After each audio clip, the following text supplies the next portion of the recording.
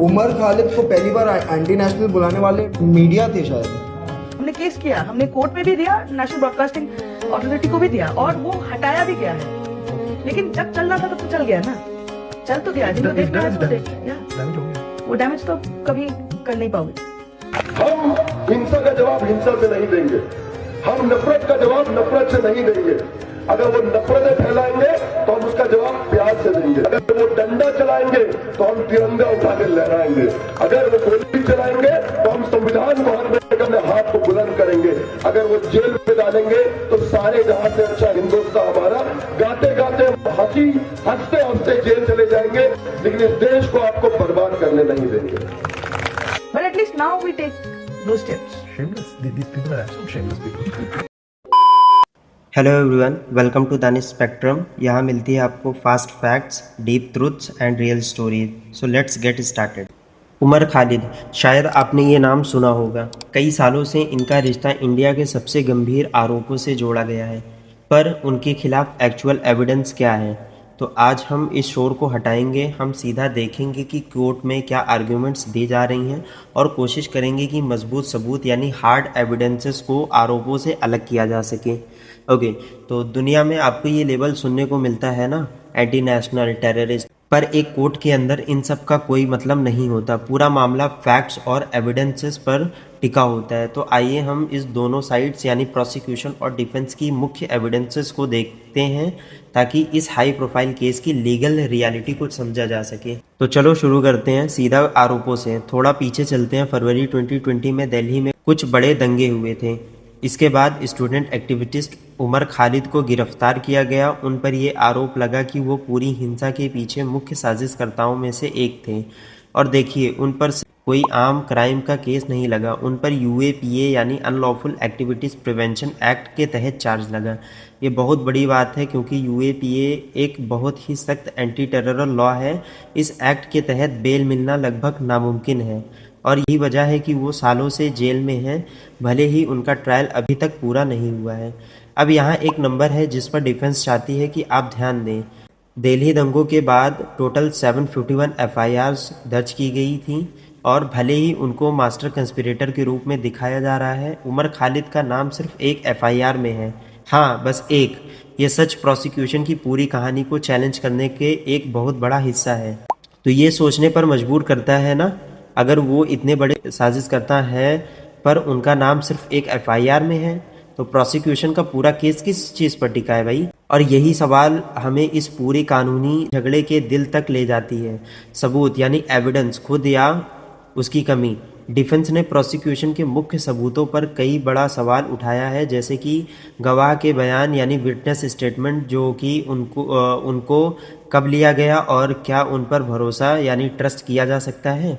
तो यहाँ इस केस की बुनियादी टकराव यानी फंडामेंटल क्लैश ये है कि सीधा सबूतों में एक तरफ प्रोसिक्यूशन की पूरी दलील गवाहों के बयानों पर टिकी है, वो उनका आधार यानी फाउंडेशन है। दूसरी तरफ डिफेंस लगातार पूछ रही है फिजिकल सबूत कहाँ है। वो आर्ग्यू करते हैं कि कुछ नहीं है, ना हथियार है, ना कोई पैसे का लेन देन, एक भी ठोस चीज़ नहीं है जो खालिद को सीधा हिंसा या वायलेंस से जोड़े।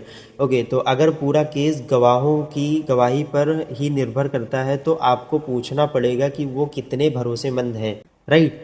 और डिफेंस के मुताबिक एक खास डिटेल है जो उनकी क्रेडिबिलिटी को पूरी तरह से कमज़ोर करती है।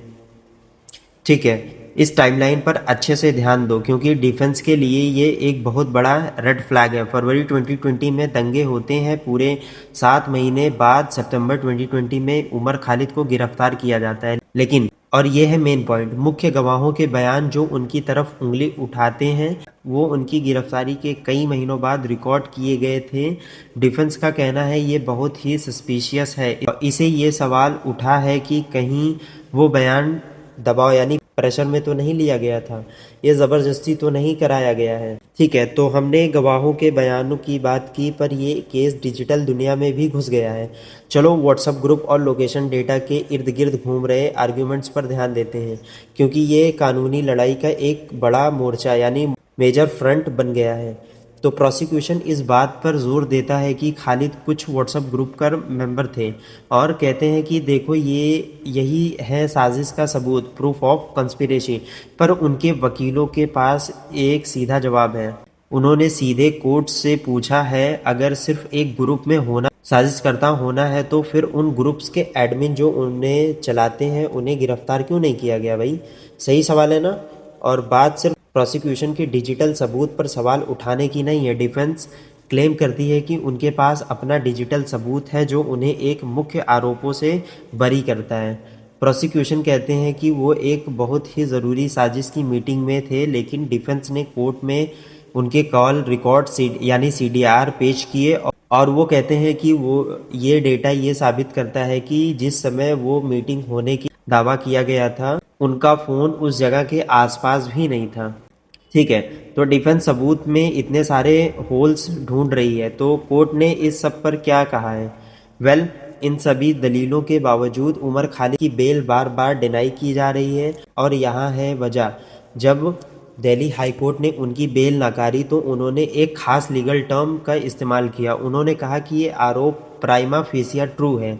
अब इसका क्या मतलब है? बेसिकली इसका मतलब है कि पहले ही नज़र में वो क्रेडिबल लगते हैं। ये उसे बहुत कमज़ोर मानक यानी लोअर बार है जो किसी को दोषी साबित करने के लिए ज़रूरी है। पर कोर्ट के लिए ये कहने के लिए काफ़ी था कि उनके एक्ट्स को उस सख्त UAPA लॉ के तहत आतंकवादी कार्यों यानी टेररिस्ट एक्ट में गिना जा सकता है।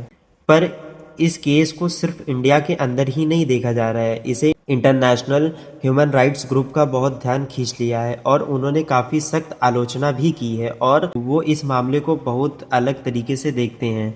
जैसे कि एमनेस्टी इंटरनेशनल को ही ले लो, वो एक बड़े global human rights watch dog हैं और उन्होंने सीधे तौर पर उमर खालिद की गिरफ्तारी को मनमाना और राजनीतिक रूप से प्रेरित बताया। ये इस बात को साफ तौर पर दिखाता है कि एक तरफ कोर्ट इस कहानी को दृष्टिकोण यानी लीगल स्टैंड पॉइंट से देखती है और दूसरी तरफ ग्लोबल राइट्स ऑर्गेनाइजेशन इसे मानव अधिकार यानी ह्यूमन राइट के नज़रिए से देखते हैं।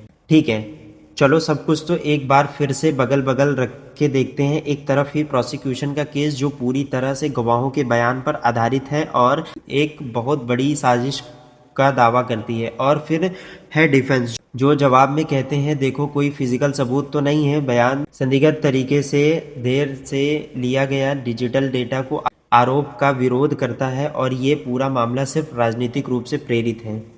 और ये सब हमें उसी सवाल पर वापस लाता है जहां से हमने शुरुआत की थी। क्या ये गंभीर आतंकवाद यानी सीरियस टेररिज्म का सच्चा केस है जैसे प्रोसिक्यूशन जोर दे रहा है, या क्या ये क्वेश्चनेबल एविडेंस पर बनी हुई फाउंडेशन पर खड़े केस हैं जैसे डिफेंस आर्ग्यू करते हैं?